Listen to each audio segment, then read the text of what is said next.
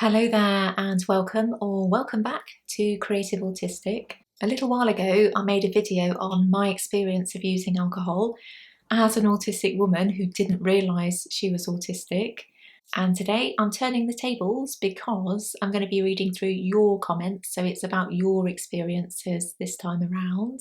First up, if you are having issues with alcohol and your alcohol intake, I'll leave some details of support groups down below. And secondly, I never know if it's a good idea to read out people's usernames or not, because I worry it might make people feel a little bit exposed. So I'm just going to read out a little clue as to people's usernames. So let's get started. So the first question is from Kitty, and it's: very few of my autistic friends drink. I've never had a drop of alcohol in my life, and I wonder if it's a generational thing. This is a really interesting question, and I'm assuming this person is a lot younger than myself, but I think this is something that we've seen actually happen in society, that younger people just aren't drinking as much. And I wonder if, because alcohol is super expensive now, that that has to be a factor really, doesn't it? Although I always worked in minimum wage jobs, I was always able to afford to go out at least kind of once or twice a week when I was younger, certainly in my 20s. I was living in bedsits and stuff, but yeah, it was affordable for people, whereas now to go out to a pub is really expensive by comparison, isn't it? And also, I think we're far more aware now of the health implications of using alcohol, and I don't doubt that is a factor as well.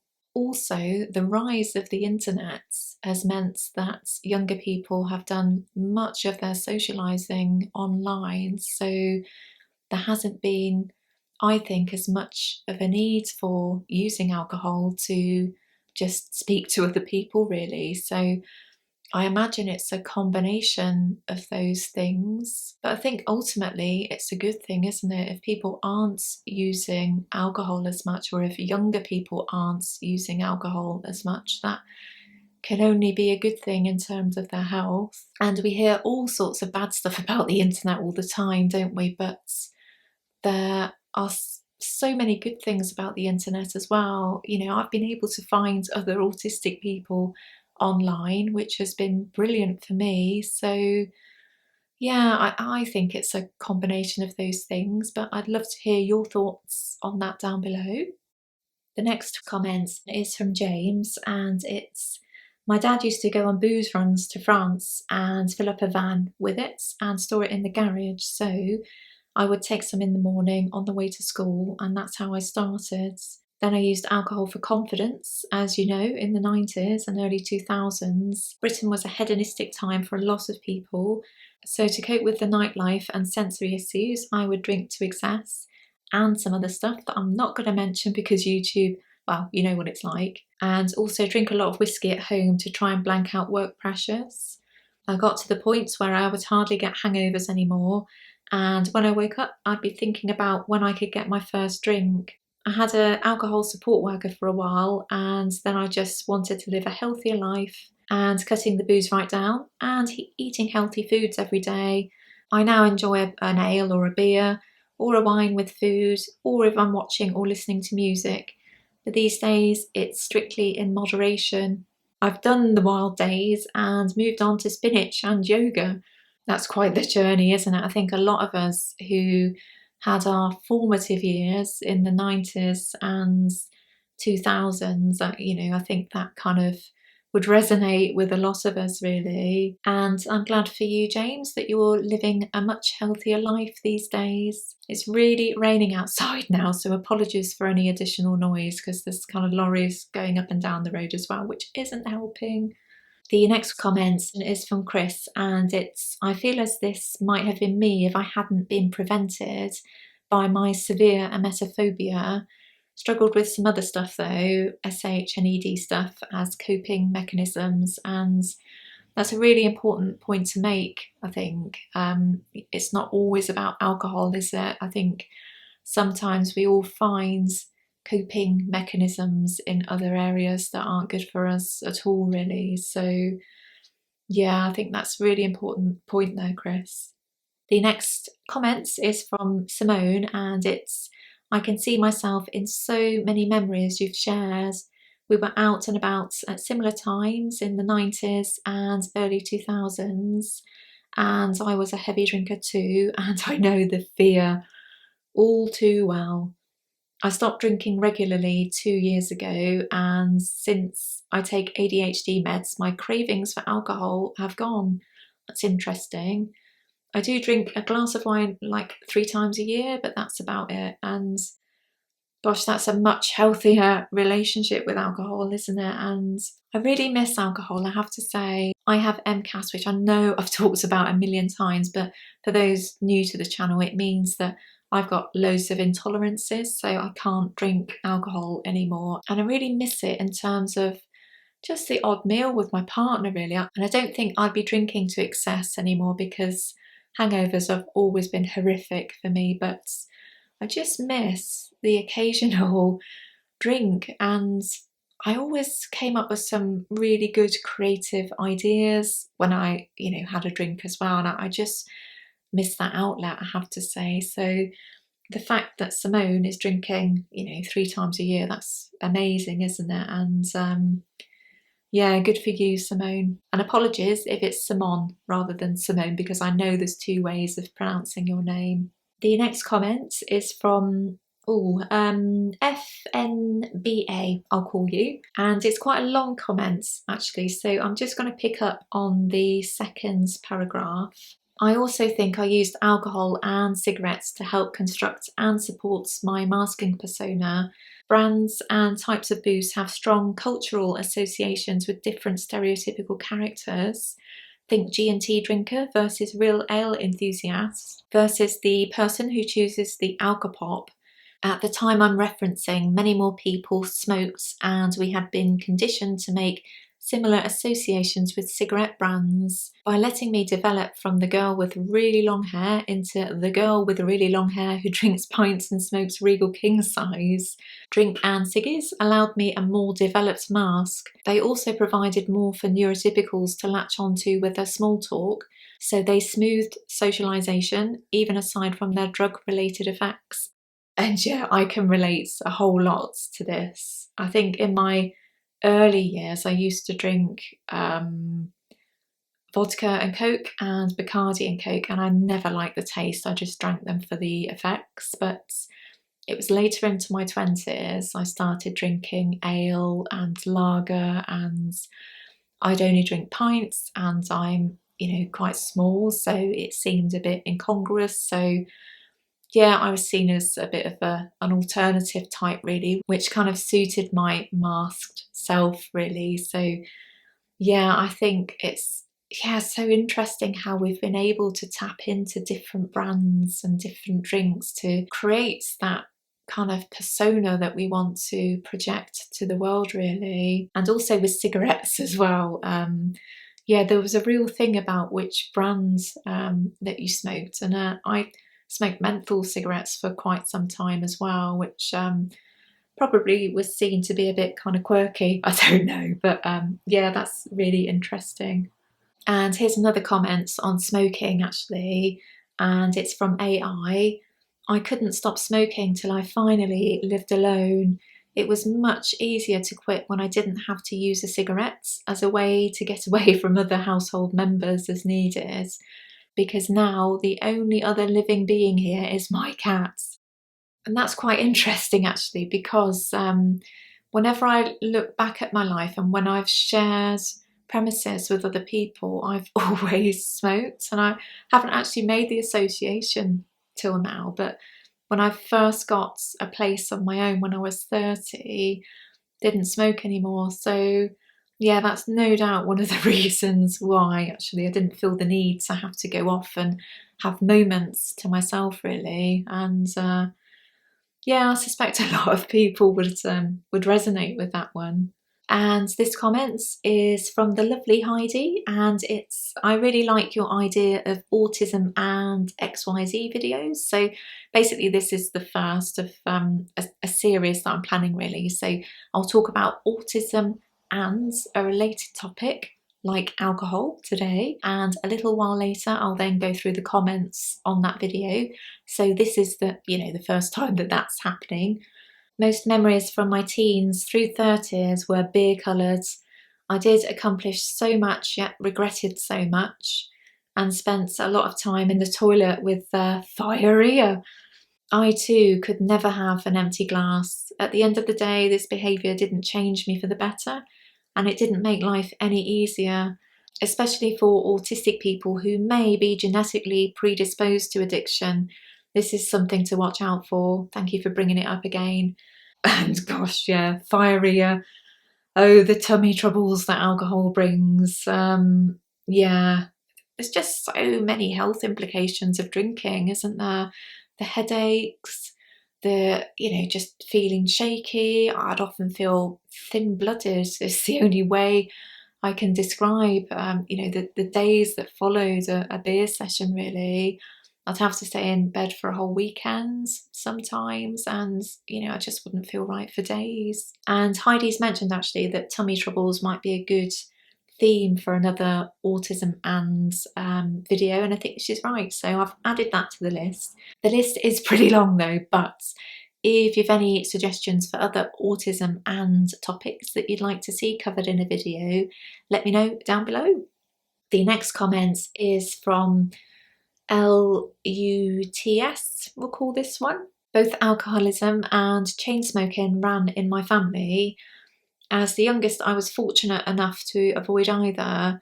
I think this was partly due to being better educated on the issues and partly due to luck. I started out with social drinking, as many do, and found that alcohol just put me to sleep. Hardly helpful for socialising. I never considered smoking because I was just so well aware of the financial cost to our family. It was later that I found out about the health costs.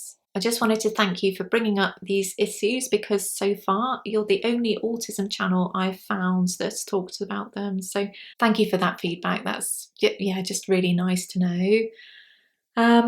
This is really interesting because I was the youngest of 4, and because my siblings are so much older than me, I felt, and still do actually, feel like an only child. So as far as I know, my older siblings have never really bothered with alcohol, nor have they smoked. So it was the reverse for me, in that I'm the only one that went through a whole, drink thing, and who smoked as well. And I wouldn't be at all surprised if my siblings were autistic. So it's not even about me being the only autistic one. So just goes to show that, all families are really different, aren't they? And it's also interesting that you said that alcohol put you to sleep, because, yeah, it just had the kind of opposite effect for me, really. I'd feel buzzed from alcohol really quite quickly. So, yeah, it just helped me navigate some kind of social life, really.